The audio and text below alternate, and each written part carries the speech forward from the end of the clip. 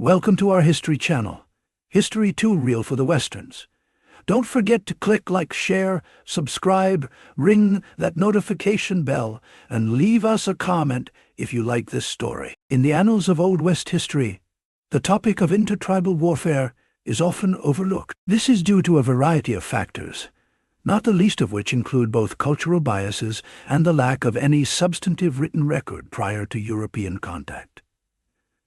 However, tonight, we will be delving into a world seldom seen.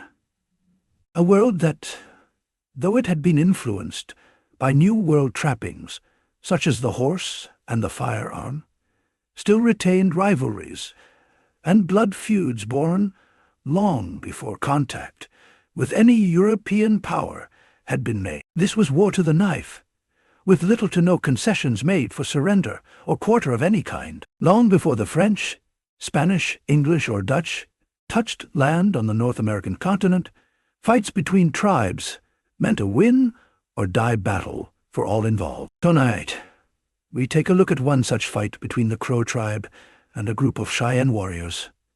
The Bighorn Mountains, northern Wyoming, 1819. In the late summer sunshine, 32 Cheyenne warriors led their ponies north through the mountains, on their way back to their home territory, after a visit with the longtime allies of theirs, the Arapaho. As they crested a pine-covered ridge, they came upon a Crow scout who, by the time they sighted him, was already attempting to make a desperate escape. The Crow and the Cheyenne had been long feuding, and this Crow scout had assuredly been sent out from a nearby village in order to keep tabs on the traveling party of Cheyenne. Unfortunately for that scout, this was a particularly unfortuitous meeting, as this group of Cheyenne were comprised mostly of what was known as Dog Soldiers, or Crooked Lance Soldiers. The latter name came from their weapon of choice, an 8 to 12-foot lance with a large shepherd's crook at the end. This would be used to run a buffalo or an enemy tribesman through, or to hook an opponent off their feet. However, for the dogman, it had one additional use. A Cheyenne dogman was required to be an experienced warrior. He would then take an oath to the tribe to die rather than ever retreat in the face of the enemy. They were essentially the 300 Spartans of the Cheyenne tribe. Their law was to fight or die, often done so with their lances staked into the ground, driven through a long sash connected to the warrior's bonnet. This was not only a symbolic gesture, but a literal restraint that forced the warrior to be true to his sacred word. These dog soldiers made quick work of running down the Crow scout and filling him with arrows. However, in spite of their tactical experience, they had made a critical error.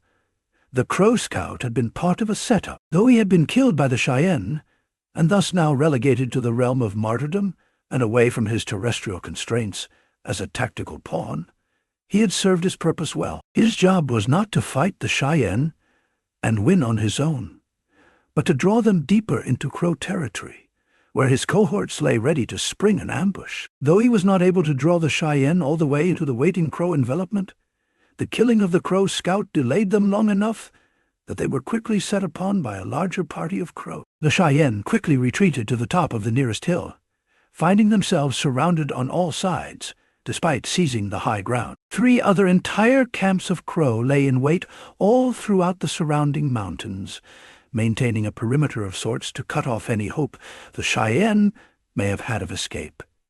Survival, it was now obvious, was not an option. Soon the Cheyenne horses were all dead or dying, having been shot down by Crow arrows and bullets, or having had their throats slit by their owners rather than be surrendered to their enemy. The Cheyenne, too, began to fall, as many of them retreated to a small rocky outcropping not far from the summit of the hill.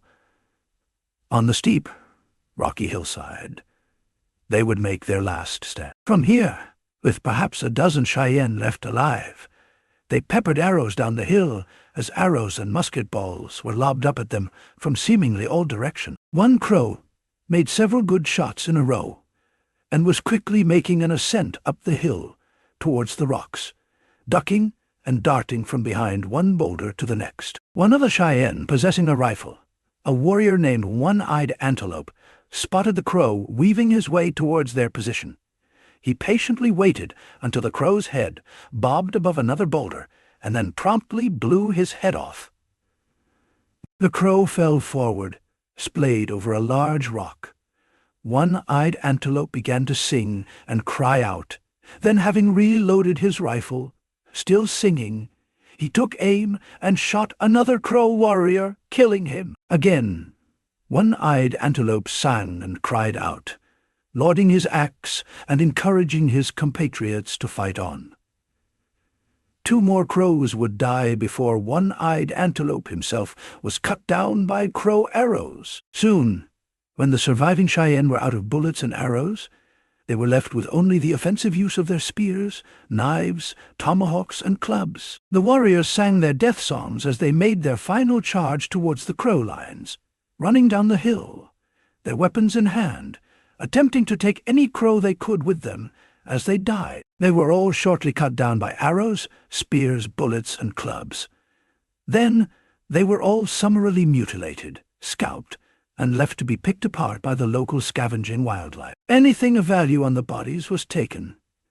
And then the crow knew all too well that it was time to pack up and move on quickly. They were a relatively small tribe, numbering perhaps a few thousand, and thus a comparative fraction of the size of the Cheyenne. Before the dog soldiers had ridden off in pursuit of the scout, they had sent a few younger warriors back as messengers to bring reinforcements. Eventually, those reinforcements would arrive, and as had been the case for a time immemorial on the plains, vengeance was taken, and many lives were lost. Eventually, though, after decades, the Cheyenne and Crow would reconcile their long-time differences and become friendly. When they recalled the story of this battle, the Crows spoke of how one warrior had sung his death song while cutting down 4 of their men in a row. It was only then that the family of One-Eyed Antelope were able to find out what had really happened,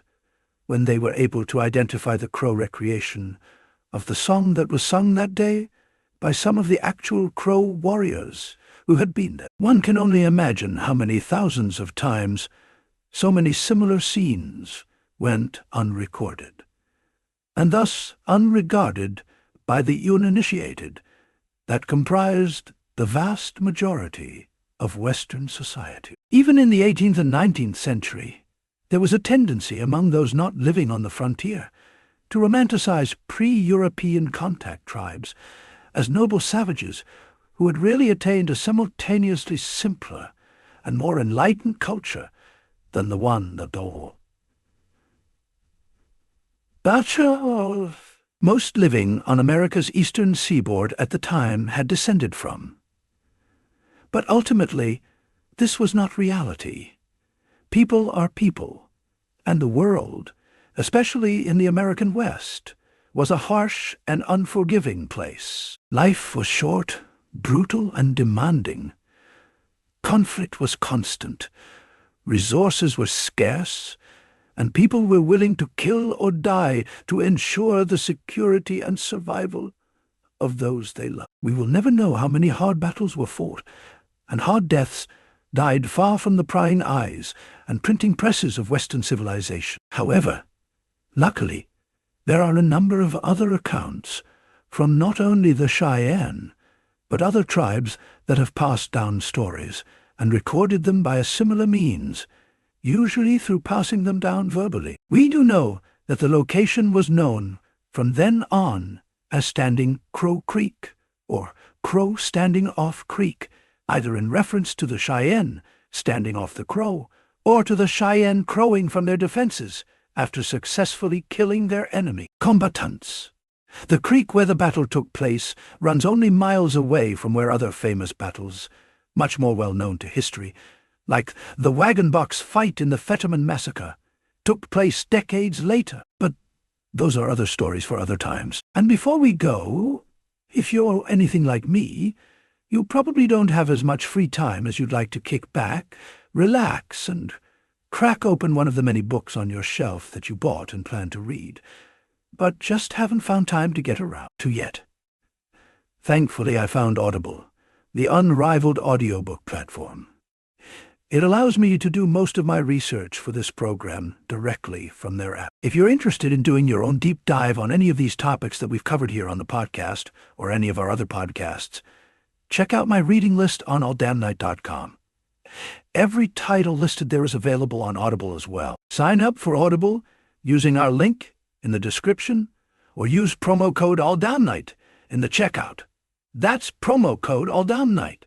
You'll get your first month completely free, and that includes a credit for any audiobook you choose. Join Audible, and you'll hear what you've been missing.